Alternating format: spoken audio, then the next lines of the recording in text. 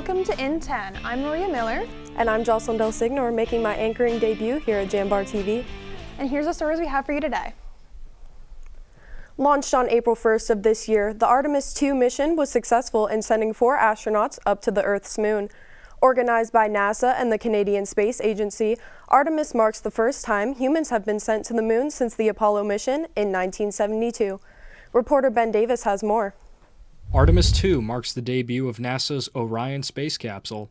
YSU astronomy professor Patrick Durrell said that Artemis will be Orion's first crewed test flight. So this is the first crewed test of the Orion space capsule, and both in the Earth and the lunar environment. So it's an important stepping stone towards eventually, using a lander and landing back on the moon after so long. One mission goal is to study the far side of the moon and its craters. Durrell explained that this can provide insight into how the early solar system formed. Everything in the solar system billions of years ago got bombarded by asteroids and comets, and that's what leaves all these craters. Well, the Earth doesn't have any record of many of those anymore because the Earth is, changing all the time. The moon, however, still shows that record. So by studying more about the moon, we get a leg up on, what was cratering like in the early solar system. This mission has a chance to increase interest in science in academics, like the original Apollo missions. From Jambar TV, I'm Ben Davis. Artemis II is scheduled to return to Earth on April 10th. The planetarium's April show schedule can be found on their website. When students return to campus in the fall, YSU's fraternity and sorority life will look a bit different. After an external review from Rise Partnerships in April 2025, YSU decided to rebrand the program, moving away from Greek life to fraternity and sorority life. Erin Urbaniak, Assistant Director for Fraternity and Sorority Life, has more to say. We are in the process of rolling out some really exciting marketing materials and everything to try to get more engagement on campus, and it's not uncommon to see fraternity and sorority life as a whole at other institutions, and I think it just better encompasses what we're all about. The rebranding will take place in the 2026 fall semester. Partial election results for the Student Government Association are in. Academic senators and student representatives for each college have been announced for the 2026-27 school year. 9 new representatives were elected for the B Classy. First-year graduate student Brooklyn Boken was elected as academic senator. Senior Adrian Nelson and sophomore Jessica Pham were elected representatives for the Bionte College of Health and Human Services. Pham was also elected as academic senator. 7 representatives were elected into office for the STEM College. Freshman Nicholas Leskew was elected as academic senator. 6 students were elected as representatives for the WCBA. Sophomore Jack Phillips was elected academic senator. Additionally, both constitutional amendments and the shared governance doctrine were voted into effect. The elected senators and representatives will be sworn into the SGA at its transition meeting, 4 p.m. April 20th at the McKay Auditorium in Beakley Hall. To see the full list of elected SGA members, refer to the latest edition of the Jambar newspaper.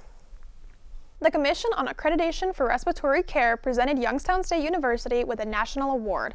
The award highlights the respiratory program's high pass rate and credentialing success.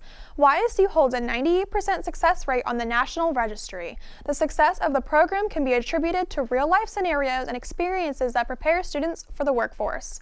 Students are highly pursued within the healthcare industry, often being hired well before graduation. The award will be formally presented during July in Bonita Springs, Florida.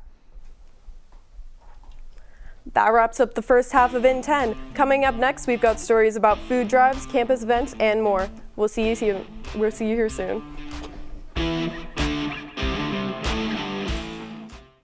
All right, so who knows why? I know why. For starters, I'm getting a top-tier education without the price tag. Can you say that? Engineering, sports, music, business. I can do anything here. I'm getting my hands dirty, learning what my friends are only reading about. I'm part of something bigger here. I'm proud to bleed red and black. So yeah, I know why. It's not a question. It's the answer. Youngstown State University. Know why. Welcome back. We have some more stories for you. YSU's Sokolov Honors College is using creativity to give back to the community. Student and staff volunteers will join the second Harvest Food Bank's Construction event May 8th at the Eastwood Mall in Niles. The theme for this year's event is Aquarium. Volunteers will build structures out of donated canned goods related to that theme. The structures will stay on display in the mall until June 11th. All donations will then be given to local families in need. Donations will be accepted through May 1st. For more information, visit the Penguin Pulse website or contact Alicia Dodge with questions. Youngstown State University's Bible Talks organization will be hosting an event called We Had These Questions Too on April 20th at the Denial-Aged Becker Family Fountain Commons. According to freshman student and Bible Talks member Josiah Klasener, the event will feature a presentation with a Q&A session afterwards.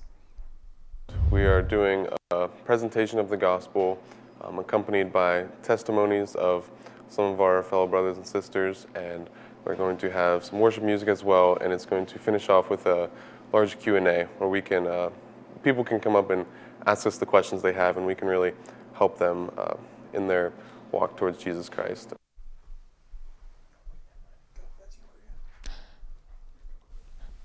Bible Talk and prayer gathering are also routinely held on Mondays at 4 p.m. in Williamson Hall for anyone interested in getting involved. The Summit FM hosted the 9th annual 330 Day on March 30th at the Robbins Theater in downtown Warren. The event's purpose was to highlight local artists. The event featured 7 musical performances, headlined by the LeBrun Brothers. Ryan Humbert, organizer of the event, said the Summit features local music every day. You know, the purpose was to continue to double down on the station's commitment to local music. We are one of the few radio stations, if any, in northeastern Ohio that showcases regional and local music. We have a whole half hour every day, the 330 at 3:30, that is local and regional music. You can hear a local song in almost every hour of our day.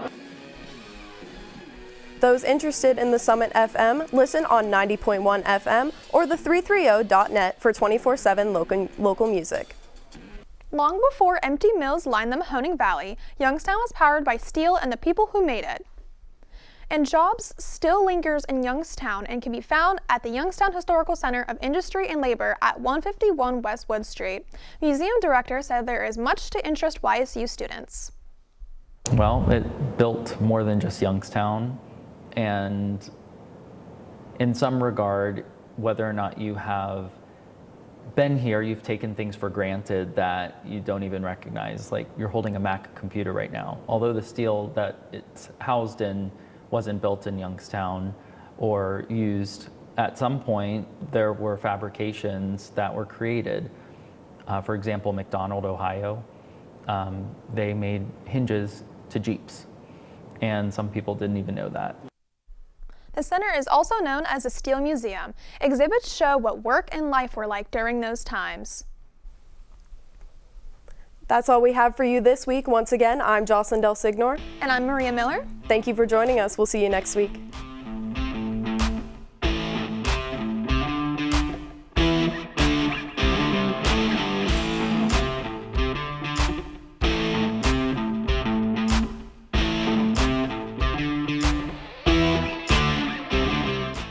Support for Jambar TV is provided in part by the YSU Foundation and the Jane F. Lamb Charitable Foundation. Thank you.